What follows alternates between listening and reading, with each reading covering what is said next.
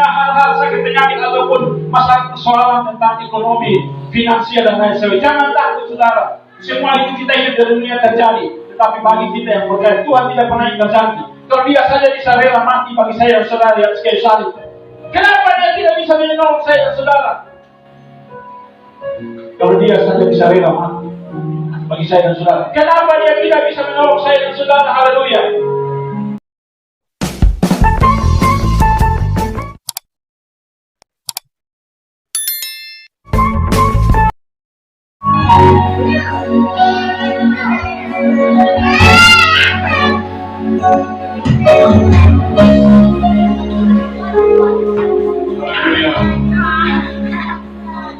Kita ada di hadapan Tuhan. Kita mau belajar akan firman Tuhan. Karena firman Tuhan itulah kekuatan Allah yang menyelamatkan saya dan saudara.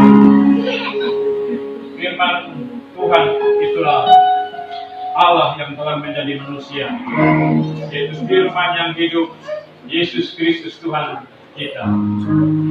Kita berdoa, ya Allah ya Tuhan kami, saat ini kami kembali ada di hadapan hadirat-Mu ya Allah. Kami mau belajar tentang firman Tuhan, dan untuk itu Tuhan kami percaya, sebagaimana firman-Mu berkata bahwa di mana firman Allah diberitakan, maka Tuhan turut meneguhkan dengan tanda-tanda yang menyertai. Dan tanda-tanda itu kami rasakan lewat ibadah yang kami telah lakukan ini Tuhan, lewat pujian dan penyembahan yang telah kami lakukan. Dan untuk ini kami juga percaya tanda-tanda itu maka firman Allah diberitakan. Ada kekuatan yang dirasakan oleh setiap pribadi. Yang sakit mungkin dia datang, dia akan mengalami kelepasan. Yang mungkin dia mengalami kelemahan, dia akan mengalami satu kekuatan baru. Yang punya masalah persoalan, dia akan pulang. Dan dia akan merasakan betapa ada pemulihan yang terjadi. Yang dia mengikuti akan acara ini, dan bahkan dia akan menonton Tuhan. Dia merasakan di sana bukan karena hamba, tetapi karena firman Allah di dalam nama Yesus Kristus Tuhan kami. Haleluya. Kami percaya Tuhan Allah Roh Kudus bekerja secara luar biasa. Dan terima kasih Tuhan bagi hamba sebagai alat berkat. Hamba bukan lebih baik ya Allah Tuhanku, tetapi hamba adalah penyambung lidah Allah. Hamba hanya sebagai alat untuk menceritakan, menyampaikan firman Allah. Terima kasih Tuhan. Mari Allah berfirman kepada kami, karena kami sudah siap mendengarnya. Hanya di dalam satu nama, Yesus Kristus Tuhan kami berdoa. Haleluya. Yang percaya sama-sama katakan amin. Kita berikan kemuliaan bagi Tuhan. Haleluya. Semakin banyak ya, puji Tuhan. Jadi kalau manusia berjanji, dia satu ketika karena kondisi dia akan mengabaikan. Contoh tadi kesaksiannya. Tapi kalau Tuhan yang berjanji, Yesus yang berjanji, Kristus Tuhan yang berjanji, dia tidak pernah ingkar janji. Saya akan menyiapkan dua tema sebenarnya dalam kaitan dengan khotbah saya yang waktu sebelumnya, yaitu khotbah yang lalu tentang tema tentang betapa istimewanya kebangkitan Yesus Kristus. Dan kemudian saya berjanji bahwa tema kemudian adalah ada hubungan apa Galilea dengan kematian dan kebangkitan Kristus. Tapi karena kebetulan tema itu saya sudah angkat kemarin di YouTube lewat saya punya salah satu program itu Doa dan Renungan. Hari ini saya akan mengangkat satu tema yang sama dengan tadi kesaksian tadi. Tuhan Yesus tak pernah ingkar janji. Kita kembali angkat firman Tuhan yang minggu lalu kita sambung. Berapa minggu yang lalu? Di dalam Matius pasal 28, Injil Matius pasal 28, ayat yang ke-6 sampai dengan ayat yang ke-10. Sudah dapat kok? Amin. Baik, kalau sudah dapat kita baca seperti biasa mulai dari saya. Matius 28 ayat 6 sampai dengan ayat yang ke-10. Mulai ayat 6. Ia tidak ada di sini sebab ia telah bangkit, sama seperti yang telah dikatakannya. Mari lihatlah tempat ia berbaring.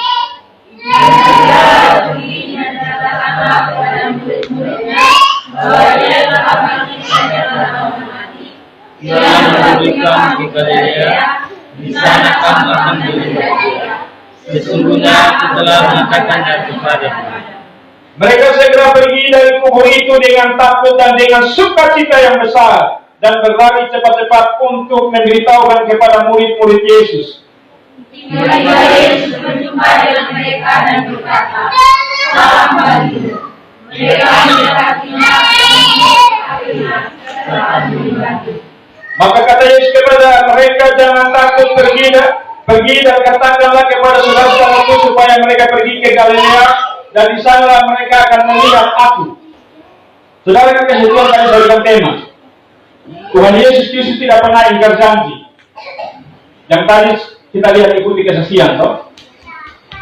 Saya janji saya akan, contohnya tadi ya, ngasih. Belum utang, saya pakai bahasa kupang ya, belum utang. Tapi kemudian sesuatu persoalan kondisi saya karena ini mungkin lewat media sosial, apalagi ini sesuatu hal yang mungkin dia tidak tahu juga, kalau saya jauh di sana. Dia tidak bisa untuk penuhi itu, apalagi ini media sosial. Bersyukur kalau dia percaya lewat itu, apalagi Facebook, YouTube. Tapi kemudian kalau media sosial itu salah satu tantangan besar. Yang saling bawa lihat begini saja mungkin tidak bisa dia dapat dijanji, apalagi lewat media sosial. Ini yang kita belajar tentang Yesus ini sendiri, yang tadi saya singgung. Saya sudah angkat lewat Nisbah dan renungan tentang ada hubungan apa Galilea dengan kematian dan kebangkitan Kristus. Yang lalu saya sudah singgung bahwa hubungan Galilea dan kematian Kristus, Yesus Kristus adalah di mana di Galilea itulah Yesus menyatakan bahwa anak manusia akan dibunuh, akan mati. Tetapi anak manusia juga akan bangkit pada hari yang ketiga. Ini yang kita baca pada malam hari ini. Sehingga maka Yesus juga berjumpa dengan para perempuan supaya ke Galilea. Kenapa tidak ke Yerusalem, tetapi ke Galilea? Karena di Galilea itulah tempat di mana Yesus berjanji dan menyatakan bahwa saya akan melalui ini dan saya akan bangkit, dan kemudian pada hari yang ketiga saya akan muncul, dan di Galilea itulah kemudian dia akan menyatakan sesuatu hal. Itu yang kita pelajari. Malam hari ini saya akan katakan saya akan tema ini, bahwa Tuhan Yesus Kristus tidak pernah ingkar janji. Ini bukti yang tadi kita baca ayat yang ke-6. Saya baca sekali lagi, malaikat berkata demikian. Ia tidak ada di sini sebab ia telah bangkit, sama seperti yang telah dikatakannya. Mari lihat tempat ia berbaring. Ini bukti apa yang Yesus katakan. Coba baca di dalam Matius pasal 17 ayat 22 dan 23. Jika dia tempat di mana dia menyampaikan di situ. Matius 17 ayat 22 dan 23. Pada waktu Yesus dan murid-muridnya bersama-sama di Galilea, ia berkata kepada mereka, Anak manusia akan diserahkan ke dalam tangan manusia, dan mereka akan membunuh dia, dan pada hari ketiga ia akan dibangkitkan. Maka hati murid-muridnya pun sedih sekali. Haleluya, itu firman Tuhan Yesus katakan. Di Galilea dia katakan demikian, anak manusia akan mati. Anak manusia akan kemudian mati dan kemudian dibangkitkan. Dan ini buktinya. Yesus tidak pernah ingkar janji. Dia menyatakan satu hal peristiwa yang akan terjadi atas dirinya, yang dia akan lakukan itu, yang dia akan buat itu untuk keselamatan seluruh dunia, yang kemudian akan terbukti rentetan demi rentetan, yang kita kenal dengan jalan salib. Dia dolorosa yang kemudian dia mati di sana, kemudian dia dikuburkan dan dia bangkit. Dan ini bukti yang ada dia buat ini. Ini menunjukkan bahwa dia tidak pernah ingkar janji. Kenapa? Di dalam pribadinya itu melekat dua berarti atau dua pribadi.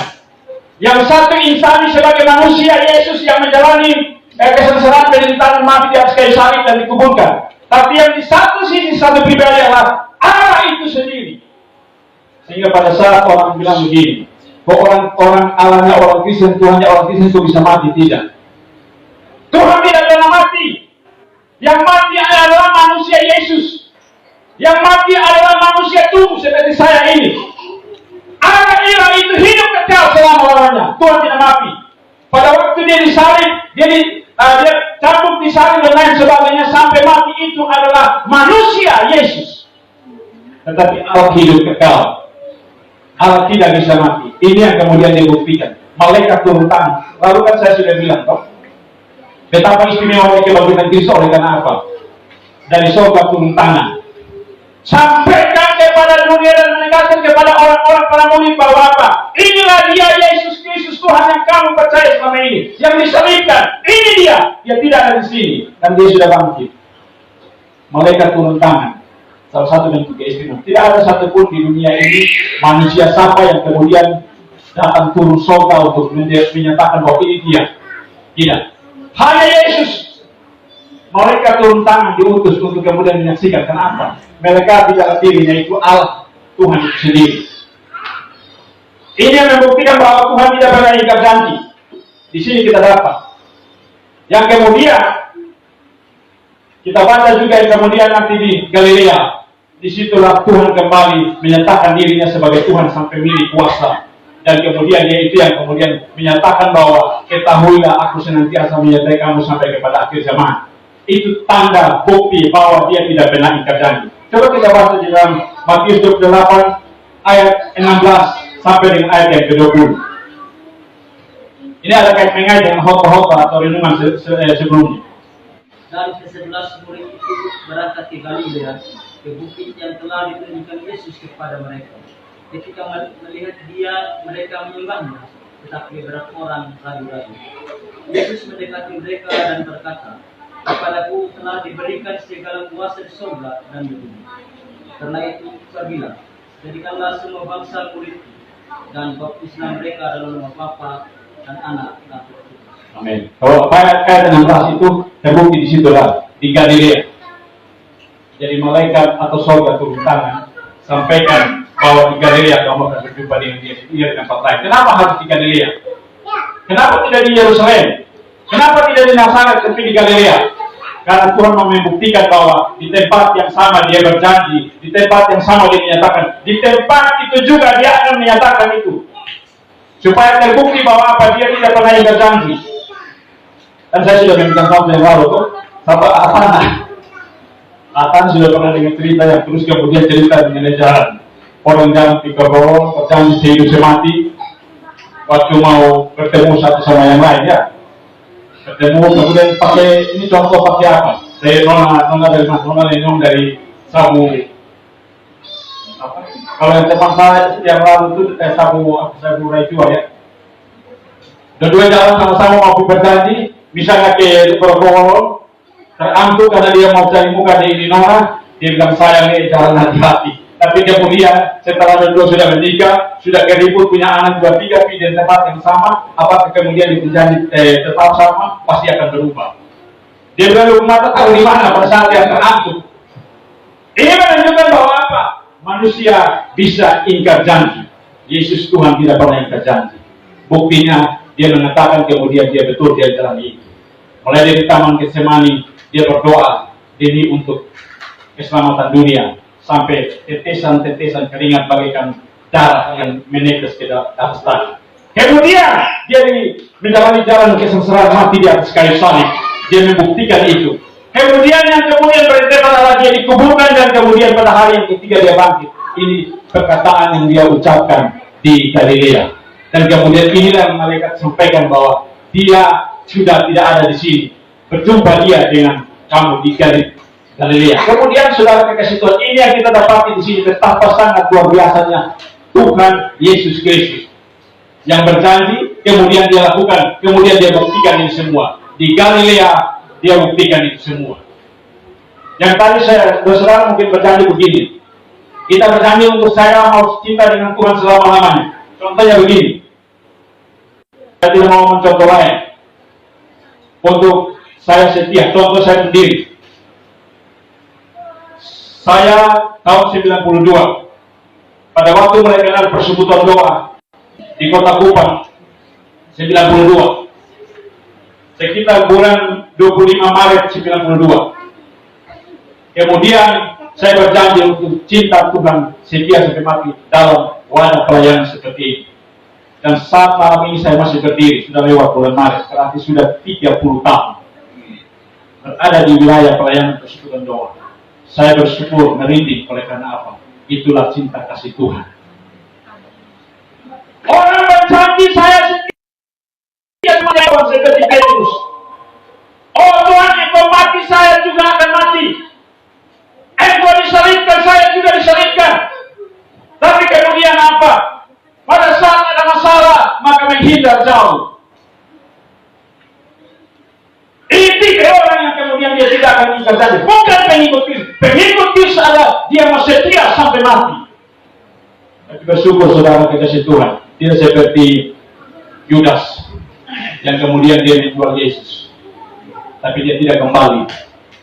Petrus dia menyangkal tadi, tapi dia kembali berjumpa dengan Yesus dan dia dipulihkan kembali. Dan pada akhirnya apa? Yang kita pernah dengar sering dengar, Petrus siap untuk disalibkan. Tapi dia minta salibkan saya kepala ke bawah. Saya sudah pernah jelaskan dari itu sejarah. Kenapa dia minta salib saya kepala saya ke bawah? Dia minta itu, dia minta salibkan kepala saya ke bawah. Jangan seperti dia Yesus, karena saya bukan Yesus. Saya tidak layak. Salibkan saya kepala ke bawah. Dan itu bukti. Dia setelah memperbarui dia memperbaikan janji. Yang tadi dia menyangka dan dia seolah menyangka dan tidak patuh berjanji. Tapi kemudian setelah dia hidup dekat dengan Tuhan, dia kemudian mengalami suatu perbaruan kembali. Dia disitulah kuasa kebangkitan itu memulihkan hidupnya dia, dan dia berjanji dan kemudian dia disalibkan. Bahkan para rasul yang lain pun demikian. Kita ini saudara kekasih Tuhan belum apa-apa. Karena kalau orang hanya omong, gosip, saya kita sudah mengalir Tuhan ini masalah persoalan kalau berlaku. Tidak. Mereka mati secara mati yang luar biasa, dirajam dan lain sebagainya. Kita belum, saudara. Inilah kemudian Yesus buktikan di sini bahwa apa? Ucapan perkataan hari ini saya di Galilea saya ucapkan, saya akan buktikan. Dan kemudian dia buktikan yang kita baca renungan ini bahwa dia buktikan dan kemudian disaksikan oleh para perempuan pada waktu itu. Yang lalu saya sudah singgung. Perempuan-perempuan itu akhirnya menjadi perubahan sejarah. Kenapa saya bilang perubahan sejarah? Mereka yang kemudian melihat dengan jelas pada saat Yesus itu diturunkan oleh Yusuf Arimatea, diturunkan dari salib dan kemudian dibawa ke dalam lubang kubur, mereka ikut. Mereka yang sama juga kemudian pada saat itu yang datang untuk mau bawa rempah-rempah untuk mau siram kuburan. Dan mereka yang sama itu juga malaikat menyampaikan kepada mereka. Jadi ternyata luar biasa. Saya membayangkan ini kisah ini. Saya bayangkan di zaman Taman Eden. Taman Eden itu kan perempuan yang pergi tergoda, toh. Saya mau perempuan yang tergoda dengan si ular, iblis itu. Lu makan ini buah pohon. Setelah itu dia ambil ini buah pohon, buah ini, dia pergi kasih di suami. Lu makan ini buah enak. Jadi kan gua ada pencobaan, toh. Tapi ini berbeda. Pada situasi ini, perempuan-perempuan ini yang kemudian mereka menyaksikan ini sejarah tentang Yesus punya perkataan bahwa dia tidak pernah ingkar janji. Dia datang dan mereka saksikan itu. Dan kemudian mereka Yesus bilang begini, sampaikan kepada saudaraku, beritahukan kepada mereka bahwa aku telah bangkit dan tunggu aku di Galilea. Itu semua perempuan. Saudara kasih Tuhan, mungkin saya sudah pernah ngomong di pasti. Ini mungkin bukan di sini, di luar Sabu sini. Itu di kami tinggal di sana. Satu ketika saya turun pagi-pagi, ada ikut dengan beberapa orang yang motor. Entah dia yang atau apa. Ternyata turun dari atas, turun di dalam perai. Pagi-pagi ini orang lain mau siap diri ke kantor suami, bikin rumah dan sebagainya. Ini tetangga perempuan berapa orang nih? Dulu bawa antri. Antri tahu apa begini? Betul rumah nanti. Mulai dari putu. Satu mulai antri 2, 3 begini. Terus bapak tuh teriak, pagi-pagi kosong sudah mulai berantri. Mulai. Langsung bapak tuh orang-orang bisa begini. Kalau urusan Ini saudara berbeda.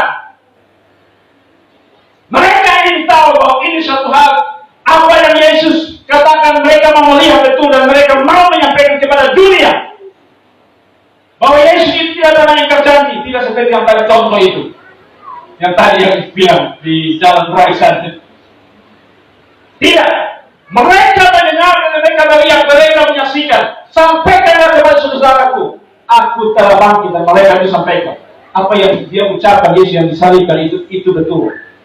Pergi, sampaikan ke murid-muridnya, sampaikan mereka di Galilea sana, bahwa mereka akan berjumpa di Galilea. Ini yang kita baca kemudian, yang kita baca tentang pasal 28 ayat 16 sampai dengan 20. Di situlah di Galilea itulah Yesus membuktikan bahwa dia tidak pernah ingkar janji. Dia hadir di situ, perkataan dia terbukti saat ini, dan di situlah dia mulai memperbarui akan kemudian panggilan pelayanan para murid. Di sini akan dibuktikan, akulah Tuhan. Kalau kita baca Matius 28 ayat 18 dikatakan bahwa segala kuasa baik di surga dan di bumi telah diberikan kepadaku. Nabi mana, orang mana yang bisa mengatakan? Tidak ada, di dunia tidak akan bisa menemukan. Kenapa dia bisa menyampaikan itu semua? Karena dia adalah Tuhan. Dia adalah Allah. Makanya saya bilang ada dua pribadi. Satu sisi manusia, tapi satu sisi Allah yang telah menjadi manusia. Yohanes 1 ayat 1. Pada mulanya ada firman, firman itu bersama-sama dengan Allah, dan firman itu adalah Allah. Dia membuktikan itu semua. Sehingga di ayat yang ke-18 Matius 28 dia begitu, segala kuasa telah diberikan kepadaku, baik di surga bahkan di bumi. Karena itu pergilah, jadikan semua bangsa muridku. Baptis sampai ke dalam Roh Putra Roh Kudus.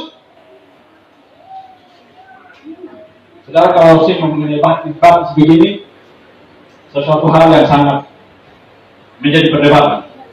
Tapi nanti berikut, kalau saya beri kesempatan saya akan ngomong. Baptislah mereka. Jangan hati-hati kalau kita yang kita baptis. Kalau tidak kita bangun ke diri, kesal. Yang akan membuat, makanya Tuhan menyampaikan, pergilah jadikanlah semua bangsa muridku, dan baptislah mereka dalam nama Bapa, Anak, atau Putra dan Roh Kudus. Dia tidak menyebutkan satu metode baptisan apapun, dia tidak. Karena dia tahu perkembangan zaman ini akan terjadi. Masing-masing akan punya metode gereja. Ini baptis selam, ini baptis dengan cara percik dan lain sebagainya. Itu bukan menjamin keselamatan. Tapi yang penting adalah pertobatan. Percaya kepada dia, bertobat. Maka itu yang penting, supaya janjinya itu tidak teringkar. Yesus mengatakan di sini. Tapi itu nanti saya akan bicara kalau dikasih kesempatan berikut, supaya kita clearkan dan kemudian kita sama-sama kita bicara sekarang tentang Yesus tak pernah ingkar janji. Ini bukti. Dia bilang sampaikan kepada pergi dan sampaikan jadikanlah semua bangsa murid. Tidak ada satupun yang terkecuali. Tidak kenal dari suku bangsa kulit hitam, kulit kuning dan lain sebagainya. Pergi jadikanlah mereka semua bangsa muridku. Kalau kita baca di dalam Injil Markus dia bilang begini. Bagi setiap yang percaya kalau Injil itu disampaikan, maka dia diselamatkan. Dia percaya dan dibaptis, dia diselamatkan. Tapi kalau dia tidak percaya apa? Hukuman telah mulai terjadi.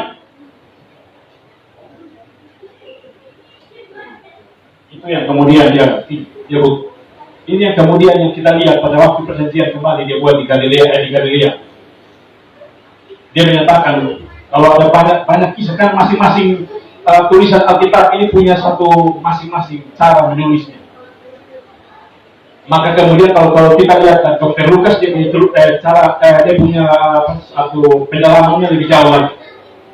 Oh, di situ ada satu percakapan. Yesus berjanji lagi, nantikanlah aku di Yerusalem. Dan dia buat lagi, kamu akan melihat di mana Roh Kudus kuasa, kamu akan menerima kuasa. Itu janji lagi di situ. Dan apa kemudian? 10 hari kemudian apa? Dia bukti janji. Pada hari Pentakosta terjadi pencurahan Roh Kudus. Dan sampai dengan sekarang orang mengalami kuasa Roh Kudus. Jadi kalau orang dia tidak memahami tentang peranan Roh Kudus ataupun gereja pelayanan, maka dia akan sia-sia dalam penderitaan itu sia. Karena ini sekarang yang bekerja adalah Roh Kudus yang bekerja. Yesus sedang dulu dalam kemuliaan sebagai Allah yang maha tinggi, yang akan datang yang kedua kali sebagai Tuhan yang segala Tuhan baik sekali. Dan sekarang dia utus rohnya. Roh Allah itu yang bekerja. Jadi tanpa orang memiliki janji itu ataupun dia tidak memenuhi janji itu, maka dia tidak akan menjadi milik Kristus. Ini yang dia janji. Kamu akan kalau kalimat yang pada ayat yang ke-20, ayat ke-20. Dan ajarlah mereka melakukan segala sesuatu yang telah kuperintahkan kepadamu dan ketahuilah aku menyertai kamu senantiasa sampai kepada akhir zaman. Janji di kali ini diperbarui lagi. Yang tadi dia sudah memenuhi janji itu. Dia mati, dia disalibkan, dia mati, dia bangkit, dia buktikan ini, kemudian dia membangun lagi suatu hal yang baru, kuasa kebangkitan itu lagi. Dia bangun sebelumnya dari surga, dia menyatakan, aku senantiasa menyertai kamu sampai kepada akhir zaman. Dia buktikan lagi. Penuhi. 10 hari kemudian setelah dia naik ke surga, yang nanti kita peringati tanggal berapa, di 6 ya. 10 hari kemudian, maka pencurahan Roh Kudus terjadi. Jadi Pentakosta itu bukan terjadi pada waktu maksudnya begini, Pentakosta sudah ada peringatan salah satu hari bersejarah bangsa Israel itu Pentakosta. Tetapi Allah itu membuat sejarah pada hari Pentakosta, maka terjadi pencurahan Roh Kudus, maka orang memperingati itu sebagai pencurahan. Pentakosta itu pencurahan Roh Kudus. Padahal hari Pentakosta itu sudah ada. Tapi Allah membuat sejarah. Yesus membuat sejarah. Contohnya yang kebangkitan Kristus ini. Paskah itu hanya milik orang bangsa Israel, memperingati tentang bagaimana mereka terlindung oleh darah percikan anak domba di pintu-pintu supaya pada saat murka Allah malaikat mau dia waktu mereka bisa diselamatkan. Juga peringatan mereka keluar dari padang Mesir, itu Paskah milik bangsa Israel. Tapi kemudian Allah membuat sejarah, yaitu apa? Dia datang ke dalam dunia menjadi juru selamat itu lewat Yesus. Yang kemudian dia mati dan kemudian dia bangkit. Itulah Paskah untuk seluruh dunia. Kalau tanpa Yesus, maka hanya Israel saja yang mendapat hak di hadapan Tuhan. Tetapi karena Yesuslah, maka seluruh dunia mengalami Paskah, mengalami kegerakan Paskah, kebangkitan itu sendiri karena Dia. Yang itu kita lihat di gambar-gambar itu. Oleh Dialah, maka seluruh dunia bisa memperoleh keselamatan. Saudara, kesalahan ini yang kemudian yang tadi saya bilang kembali bahwa manusia boleh bisa berubah-ubah dalam hal yang punya perjanjian penyataan, tapi tidak sama dengan Yesus. Dia buktikan, kita pasti ini kebenaran. Jadi saudara kasih Tuhan, ini karena kemudian akan muat di YouTube dan banyak sudah orang muat di YouTube. Di hari-hari ini dibanyak di YouTube, kalau orang sering ikut di YouTube, itu orang sudah printer, sudah ulang lagi itu ayat-ayat lagi, kemudian bahwa Yesus itu tidak disalibkan, Yesus itu tidak dikuburkan. Yang dikuburkan itu adalah orang dia kasih dengan orang lain. Yesus sudah terangkat. Itu salah, keliru. Ini bukti semua sejarah. Baca Alkitab sejarah dan kemudian kalau tidak percaya itu Google, pilih Israel sana cek itu sejarah, itu tulisan Alkitab asli. Masih ada sampai dengan sekarang. Benar dia Yesus yang disalibkan. Benar dia Yesus yang dikuburkan. Perkataannya itu yang kemudian beredar terjadi, dan itu saksi-saksi sejarah itu para perempuan-perempuan yang tadi ini. Mereka yang menjadi salah satu saksi. Cerita ini sejarah-sejarah ini. Yang kemudian ini, dia Yesus tidak pernah berdusta, dia tidak pernah ingkar janji, dia buktikan ini semua. Dan ini yang kemudian sekarang ini terjadi di pintu ulang. Orang mulai berulang bahwa Yesus itu tidak mati, Yesus tidak bangkit, omong kosong. Itu sama kalau kita baca di poin juga di sini dusta makam-makam. Ini juga yang selalu terjadi pada zaman itu. Ini dibawa masuk, ini cara ini antikristus untuk kemudian apa? Mengecoh orang-orang percaya. Bahwa untuk apa lu percaya Yesus? Yesus itu tidak disalibkan, Yesus itu tidak bangkit. Jangan percaya, itu kebenaran, ini kebenaran firman Tuhan di sini. Makanya harus baca sering baca firman Tuhan. Terus sedikit-sedikit mulai buka sejarah itu ada di buku. Cari yang asli itu ada di situ semua. Jelas bahwa Yesus tidak pernah ingkar janji, dia tidak pernah berdusta. Ini bukti kebenaran dan bukti itu yang kemudian kita rasakan. Tidak mungkin kalau dia berjanji, saudara malam ini dengan saya di sini, pujian penyembahan sihir dan lidah semua, tidak akan merasakan lebih. Karena apa? Janji Yesus omong kosong. Termasuk saya khotbah juga di sini akan jatuh bangun. Kenapa? Yesus omong kosong. Tapi saya katakan bahwa dia benar adanya. Saya berkhotbah dengan fasih, dengan banyak urapan dan kuasa. Itu kenapa? Dia berjanji.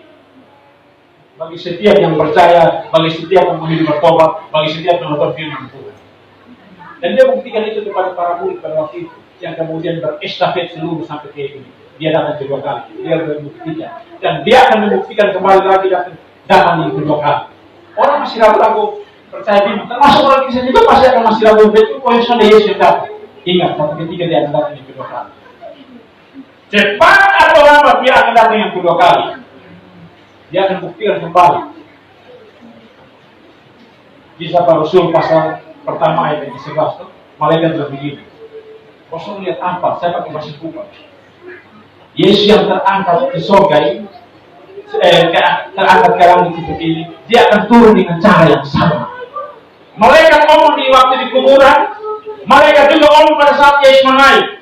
Perhatikan hai orang Galilea. Yesus yang terangkat ke langit seperti ini, dia akan turun dengan cara yang sama. Saya merinding, saudara, kalau menghayati betul, merenungkan betul. Dia akan turun yang sama. Di dalam kitab Zakaria juga berkata demikian kalau kita baca di situ. Dia akan menginjak kakinya pada saat dia datang ke depan, dia akan injak kakinya di atas Bukit Sion. Karena dia waktu itu dia naik juga dari Bukit Sion. Dia akan turun di Bukit Sion. Merinding. Ini janji dia, dan dia tidak akan teringat di sini. Dia tidak akan berdusta di sini, akan terjadi. Saya tidak mau omong dulu tentang kedatangan dia. Dan nanti omong bilang, lu buktikan tetap ada paling kita buktikan.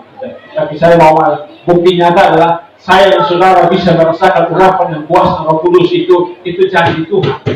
Ini bukti malam hari ini seperti ini. Bukti tambah jiwa itu bukti tanda bahwa kegerakan roh. Kalau tanpa roh, tanpa janji Tuhan maka tidak bisa. Ini dia buktikan semua di sini. Dan kebenaran itu semua sedang terbukti. Sekarang Allah tergantung siapa yang percaya. Kan tadi disuruh bilang kalau kita baca tadi secara paralel, artinya secara di kitab yang lain di Markus itu jelas di situ. Pergi jadikan semua bangsa muridku, bagi yang percaya dan dibaptis. Dia diselamatkan. Tapi bagi yang tidak percaya, dia dihukum. Saudara hati-hati. Baca Wahyu bahwa yang salah satu yang dihukum di neraka kekal adalah orang yang tidak punya nama di dalam buku kehidupan anak domba Allah. Makanya saya bilang begini, orang Kristen sebenarnya harus bangga koreksi diri di sini. Dia percaya anak domba Allah itu siapa? Hanya Yesus. Dia buktikan nanti seketika. Jadi kita harus hati-hati di sini. Tuhan, saya percaya, saya bersyukur bahwa saya punya nama di catat di dalam buku kehidupan. Anak domba Allah bukan di yang lain, tidak ada. Anak domba Allah. Tidak yang lain, karena dia pimpinan kuasa. Ini sudah omong di sini dalam Matius 28 ayat 14. Segala kuasa bagi surga dan di bumi telah diberikan kepadaku. Tidak ada yang lain. Makanya apa? Di dalam kehidupan itu yang salah satu adalah layak untuk masuk ke dalam kerajaan surga, namanya yang tercatat di dalam buku kehidupan.